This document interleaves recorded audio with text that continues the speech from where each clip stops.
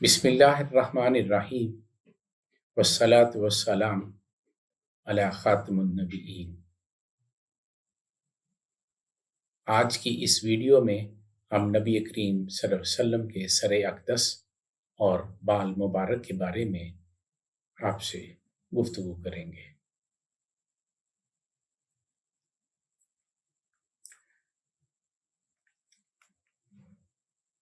हज़रत अनस रज़ी अल्लाह अन्हु से रवायत है, फरमाते हैं कि हुज़ूर अकरम सल्लल्लाहु अलैहि वसल्लम का सर मुबारक बड़ा था। हज़रत अली मुर्तज़ा रज़ी अल्लाह ताला अन्हु फरमाते हैं कि आप सल्लल्लाहु अलैहि वसल्लम का सर नाज अजीम था, यानी मिक़दार व हुजम में इत्तदाल के साथ। हज़रत बरा बिन आज़म से रवायत है, फरमाते हैं कि मैंने किसी ऐसे शख्स को नहीं देखा जिसके बाल कानों की लो तक हों और वो सुर्ख हुल्ला में नबी करीम सल्लल्लाहु अलैहि वसल्लम से ज्यादा खूबसूरत लगता हो।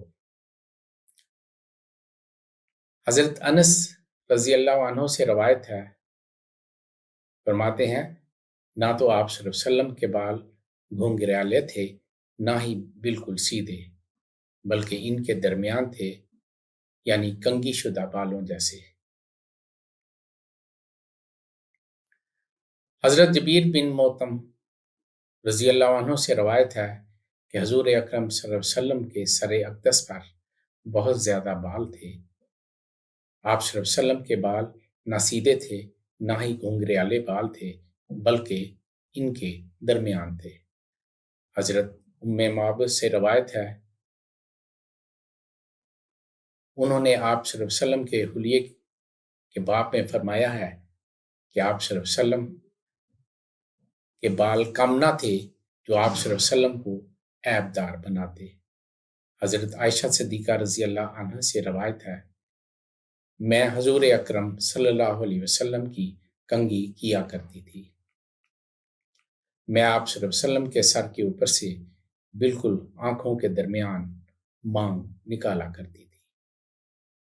मैं आप सल्लल्लाहु अलैहि वसल्लम के सर के ऊपर मगज़ वाली जगह से मांग निकालती थी। आगे के बाल आप सल्लल्लाहु अलैहि वसल्लम की पेशानी पर गिरा देती थी।